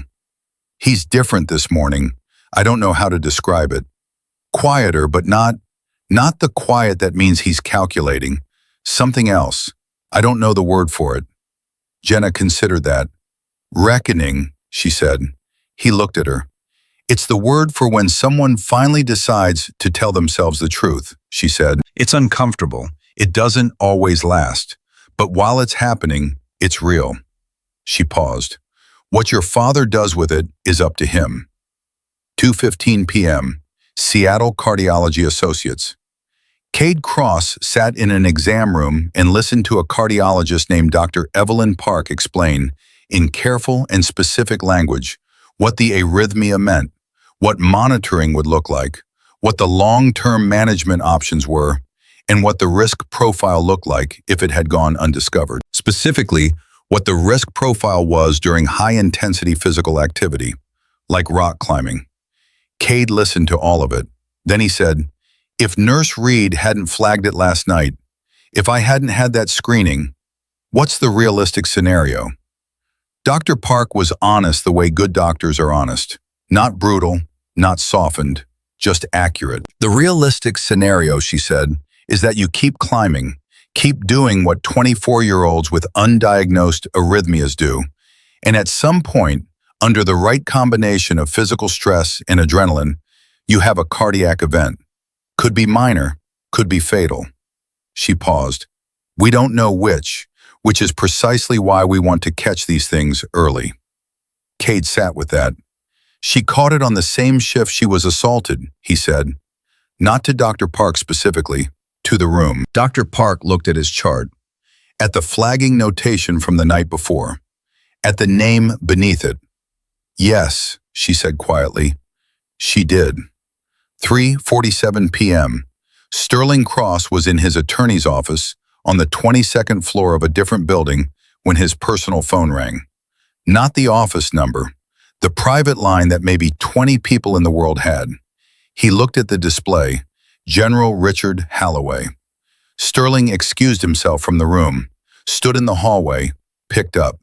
Mr. Cross, Halloway's voice was the same as it had been in the conference room, unvaried by circumstance, neither warmer nor colder. I'm calling as a professional courtesy, as I said I would. The DOJ preliminary inquiry has expanded in scope. Sterling closed his eyes briefly. The contracts, Halloway confirmed. This is no longer solely connected to the incident at St. Jude's. The procurement audit turned up material irregularities that are being reviewed separately. I want you to understand that Ms. Reid had no knowledge of this. The expansion is a result of the audit, which was triggered by the inquiry, which was triggered by the incident. The chain is clear and documented. A pause. She is not responsible for what your books contain, Mr. Cross. You are. I know, Sterling said. A pause that held a quality Sterling couldn't quite name. My recommendation, Holloway said, is full cooperation, not strategic cooperation, not the kind your lawyers design for minimum exposure. Complete, transparent, unconditional cooperation with every inquiry. The men I work for are not unreasonable, and the process is not designed to destroy you. It is designed to produce accountability. Those are different outcomes. A brief pause. You still have a choice in which direction this resolves. Sterling leaned against the hallway wall. General, can I ask you something? You can ask. Ghost Niner, Sterling said. It was a guess, a piece assembled from things Raymond had said, from the quality of the response to that one phone call, from the careful gaps in Jenna Reid's history. That's her designation. Silence for exactly 4 seconds. I can't confirm or deny any designation, Holloway said. What I can tell you is that the people who respond to certain calls are people who have earned every response they receive, in ways that most of us who haven't done what they've done will never fully understand. Another pause. Take care of your son, Mr. Cross, and cooperate with the investigation. He hung up. Sterling stood in the hallway for a long moment. Then he walked back in and told his attorney to draft a full cooperation agreement. Unconditional, no carve-outs. His attorney stared at him. Sterling, that is not the usual. I know, Sterling said. Do it anyway. 4:59 p.m., Street, Jude's Medical Center. The second shift was 45 minutes old when Sandra Ochoa found Jenna at the medication station and said, without preamble, because Sandra had made a decision somewhere in the last 24 hours that small talk around Jenna Reid was a waste of both their time. It's all over the feeds. Cross is cooperating fully. The board confirmed his administrative leave officially an hour ago. Jenna checked a dosage against the chart in her hand. There's something else, Sandra said. Her voice had shifted slightly. The particular shift of someone who has information they're not sure whether to deliver. The news piece that ran this afternoon, one of the reporters went through the hospital's public incident report, the one from the security desk. Your name is in it. Just your name, not your background or anything else. But, she stopped. People know it was you, and people are, Jenna, there's a thing happening online. I don't know if you've looked at your phone. Jenna had not looked at her phone. She had been at work. What kind of thing? She asked. Sandra turned her phone around. The post was from a Seattle community page. Someone who had been in the waiting room that night, a man named Roy Tanaka, who had written a simple account of what he had witnessed. Not sensationalized, just plain. He described the slap. He described Jenna's response. He described her going back to her patients within minutes, steady and unbroken. He'd ended it with 4 sentences that were so unadorned they had the force of something carved. I am 61 years old. I have been in a lot of waiting rooms in my life. I have never seen someone respond to being hurt that way. I don't know who she is, but I think we should. 14,000 shares. The comments were running hundreds deep. Jenna read it once. She handed the phone back to Sandra. Tell Roy Tanaka I appreciate it, she said. If you ever run into him. He comes in every 6 weeks for his blood pressure check, Sandra said. I will absolutely tell him. Jenna almost smiled. Good. She turned back to the medication cart. Bay 7 needs their 8 o'clock meds. Sandra watched her go, the way she had watched her go a dozen times in the last 24 hours, with the growing understanding that she was watching something she would not fully understand until long after it was over. The understanding that some people move through the world in a way that accumulates meaning the way water accumulates in a valley, not by force, not by noise, but by the simple, patient operation of being consistently, unmistakably themselves. 5:43 p.m. The black phone buzzed once. Just once. Jenna was between Bay 3 and Bay 6. She slipped into the hallway for 30 seconds, read the message. Congressional Armed Services Committee briefed. Cross matter formally closed at federal protection level. All chains confirmed secure. You are clear, Ghost Niner. Stand down. She deleted the message. She stood in the hallway for exactly 5 seconds. She thought about a dusty place far from Seattle where she had learned, in the worst possible conditions, that the most powerful thing a person could do was keep doing their job with their whole self, even when everything around them was trying to prove that it didn't matter. She thought about a 12-year-old girl in a hospital in Fallujah who had grabbed her sleeve and held on, and what it had meant to be held onto. She thought about Eleanor Marsh in Bay 9, and the specific quality of being alone with grief in a body that was giving out beneath you. She thought about Cade Cross at his cardiology appointment, finding out the precise shape of how close it had been. Then she put the phone in her pocket and walked to Bay 6, where a 70-year-old man named George was waiting anxiously for the results of his blood work and had asked 3 times already if someone was coming.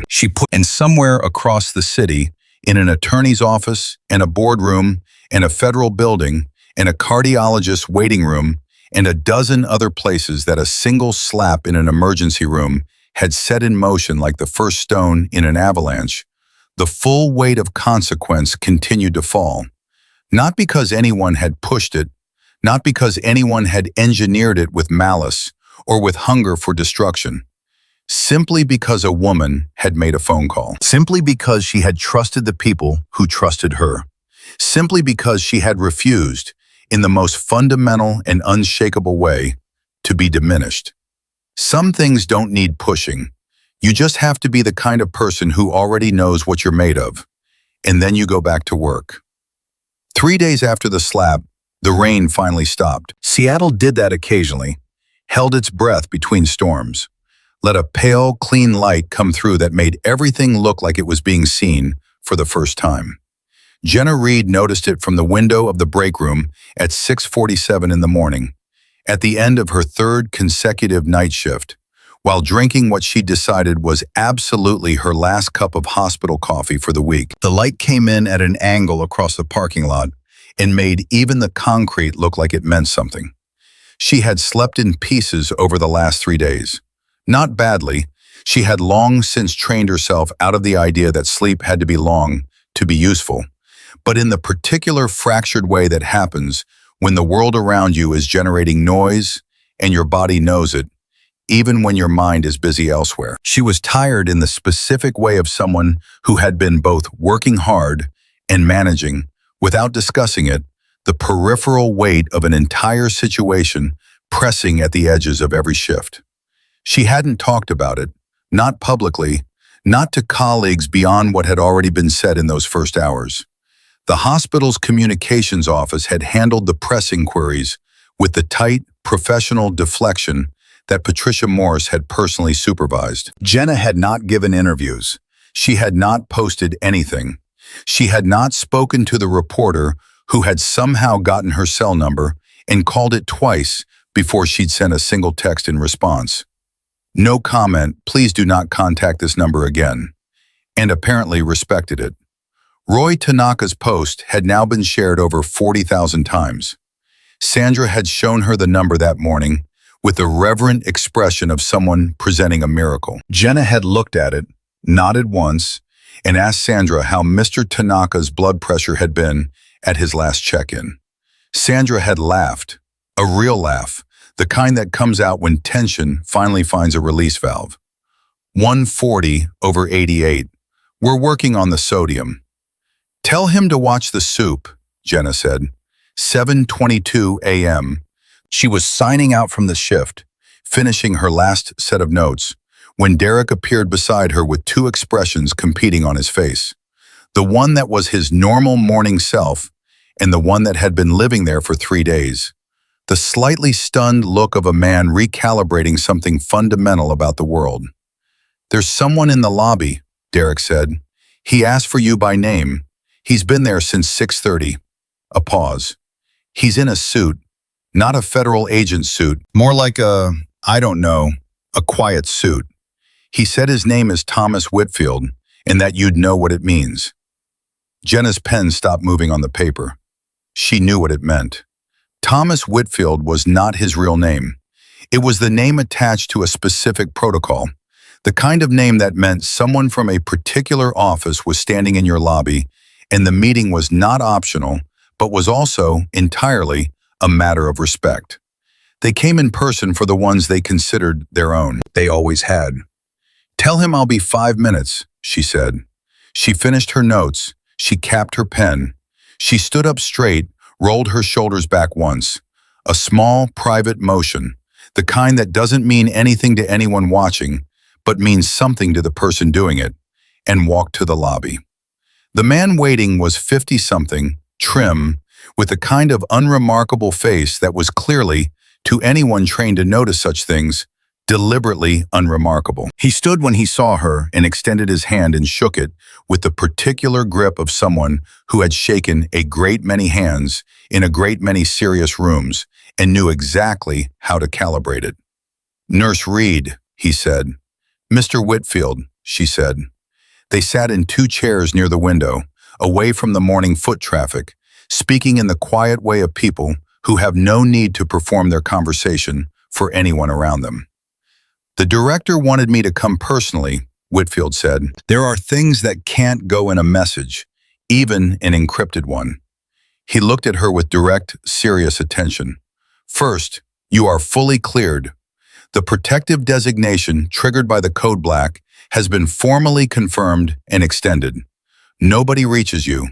Nobody publishes your service history without explicit authorization. The channels are closed." Jenna nodded.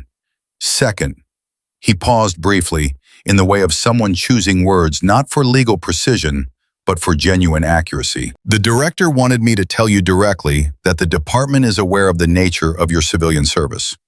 The work you have done here, the patients you have cared for, the way you have conducted yourself, these things are known, and they are regarded." Another pause. He used the phrase, operational standard. He said your conduct over the last 72 hours has met it. Something moved through Jenna's chest that she didn't immediately have a name for. It wasn't pride, or it wasn't only pride. It was the particular feeling of being fully seen by someone who understands exactly what they're looking at, after a long time of being seen only partially or not at all. She had learned to live without it. You learned to live without it because the alternative was to need it, and needing things you couldn't control was a liability she trained herself out of a long time ago. But receiving it, when it came, that was something else. "Tell the director thank you," she said. Whitfield nodded. "Third," his voice changed slightly, not in tone but in register, the register that meant they were moving from formal to something more real. "There are going to be requests from journalists, from book agents, from documentary producers.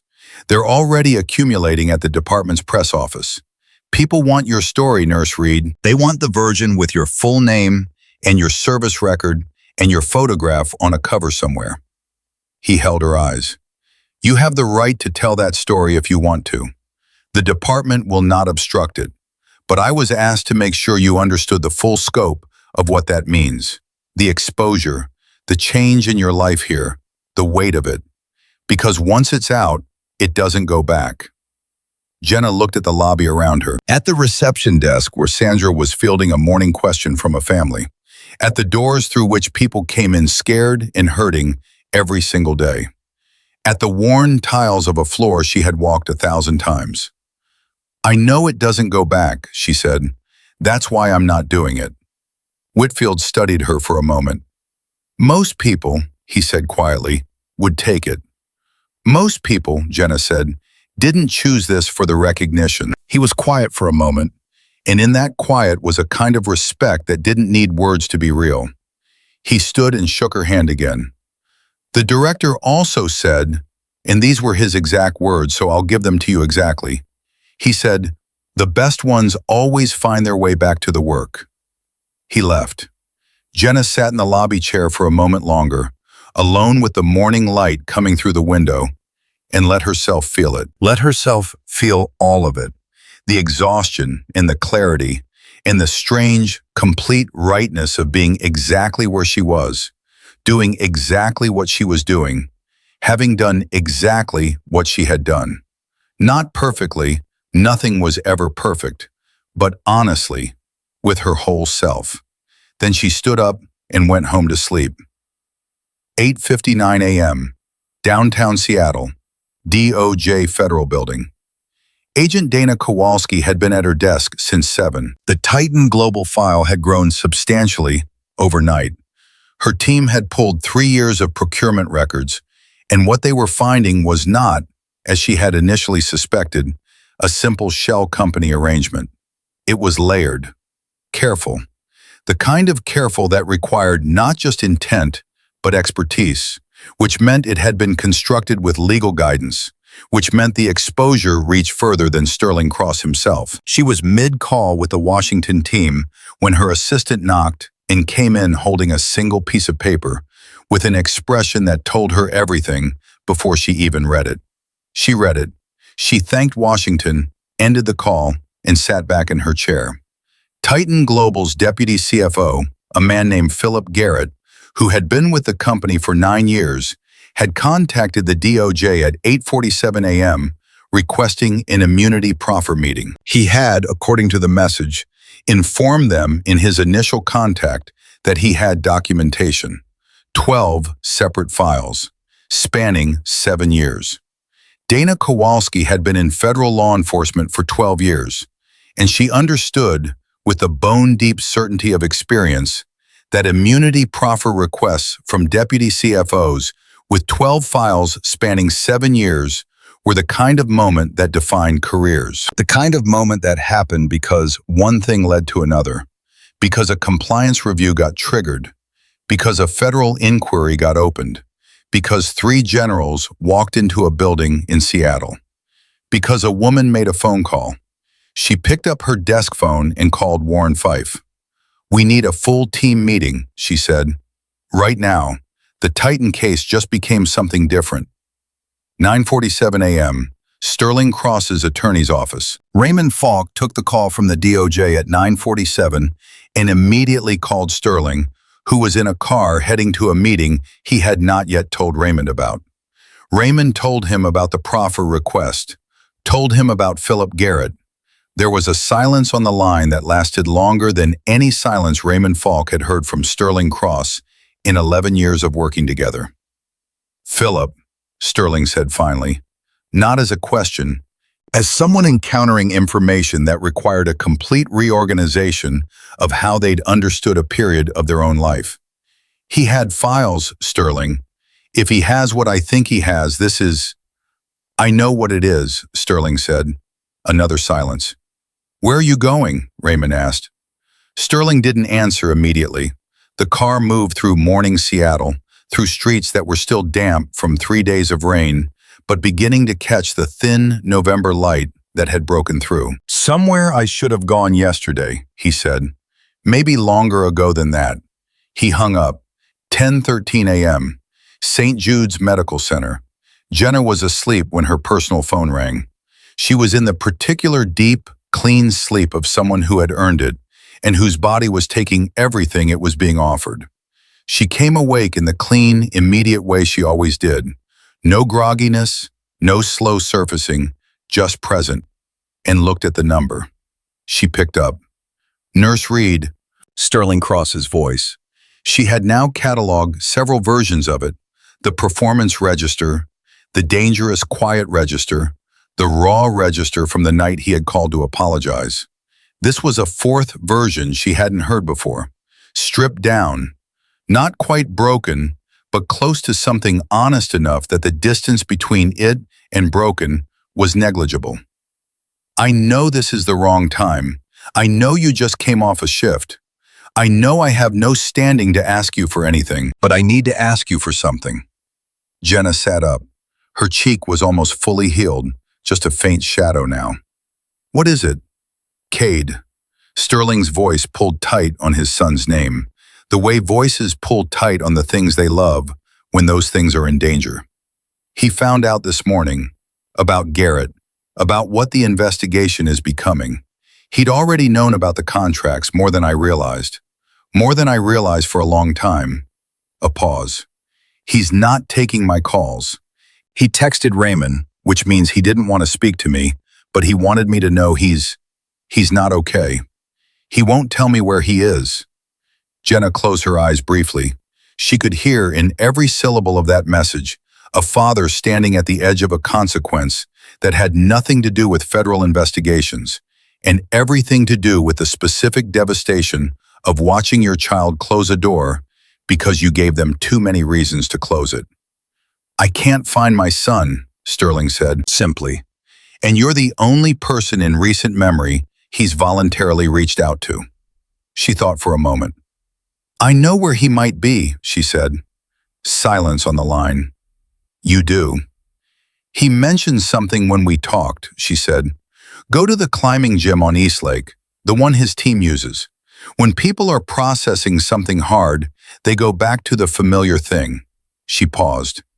Even with a broken arm, maybe especially with a broken arm. Sterling exhaled, one long, fractured breath. Thank you.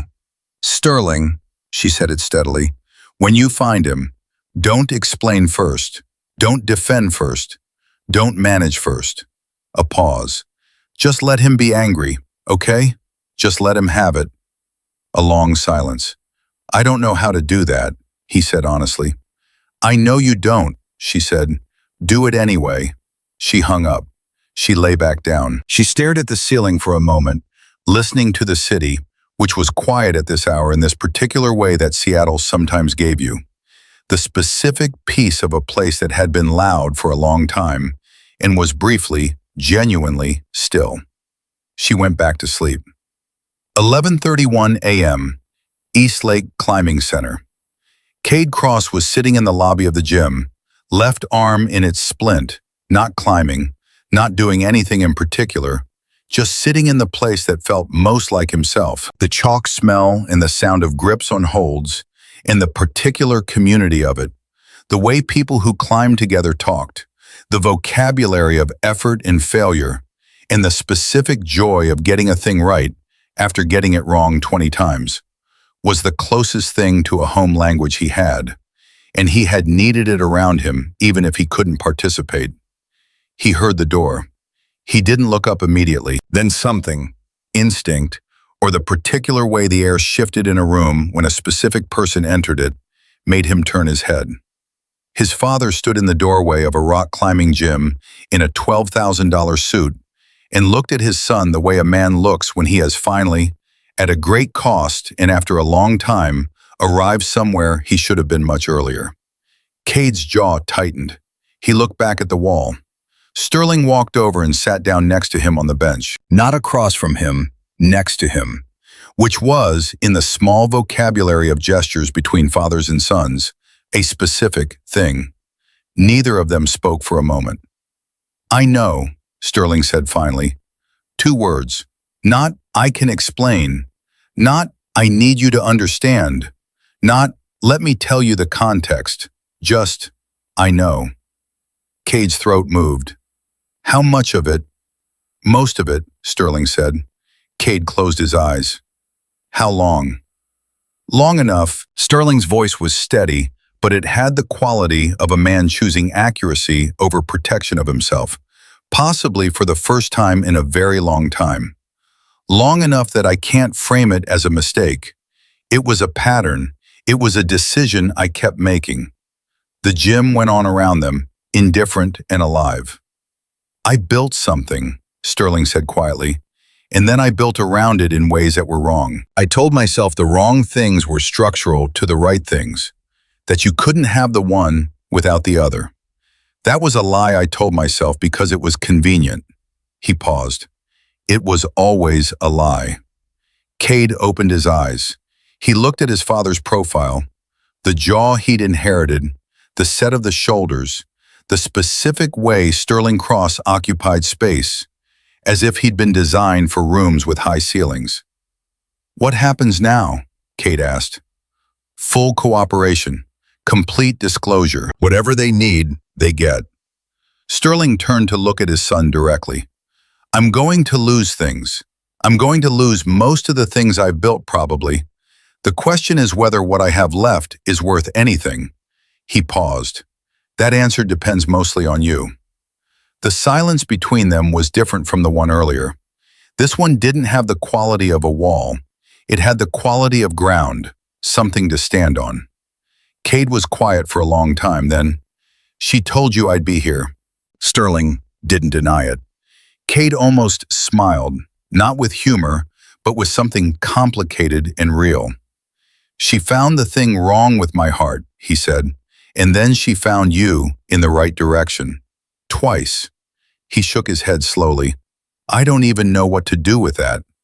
Sterling said nothing, because there was nothing useful to say. "I need time," Cade said. "I know. I'm not going to pretend this is okay. None of this is okay." "I know.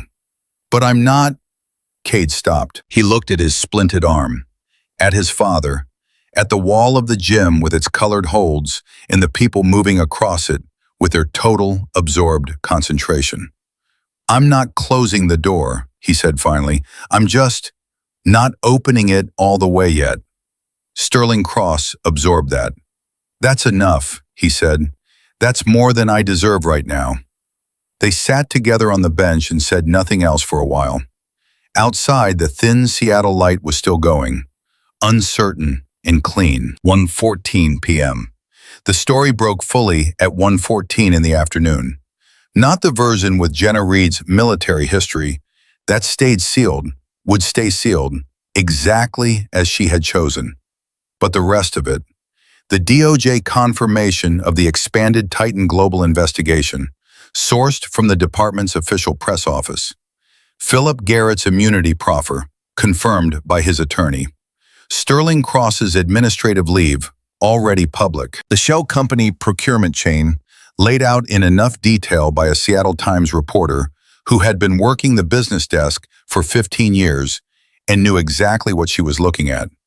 It ran on every wire within the hour. At St. Jude's, Sandra Ochoa read it on her phone at the nurse's station and sat quietly with it for a moment. Derek read it over her shoulder. They looked at each other.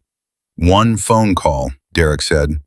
"One phone call," Sandra agreed. Patricia Morse read it in her office and then sat at her desk for a long moment and thought about a woman who had been struck in her emergency room and had gone back to work within 4 minutes and had, while working, found a cardiac arrhythmia in the son of the man who'd struck her, and had noted it in the discharge paperwork with the same careful precision she gave every patient every time.